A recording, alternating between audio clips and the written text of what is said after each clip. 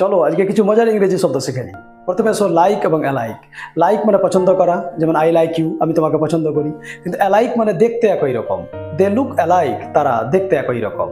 Next, slip এবং asleep. Slip মানে ঘুমানো, আই এম স্লিপিং, আমি ঘুমাচ্ছি।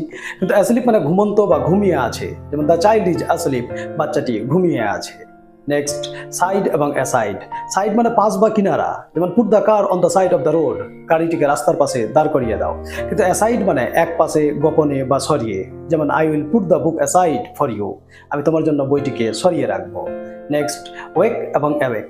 ওয়েক মানে ঘুম থেকে ওঠা, যেমন I wake up early in the morning, আমি সকালে তাড়াতাড়ি ঘুম থেকে উঠে যাই। কিন্তু অ্যাওয়েক মানে জাগ্রত বা জেগে আছে এমন, যেমন আর ইউ স্টিল অ্যাওয়েক, তুমি এখনো জেগে আছো। নেক্সট, ওয়েট এবং অ্যাওয়েট। ওয়েট মানে অপেক্ষা করা, যেমন I am waiting for you, আমি তোমার অপেক্ষা করছি। কিন্তু অ্যাওয়েট মানে ব্যাকুলতার সহিত অপেক্ষা করা, যেমন we are awaiting for his arrival. I hope you got the point.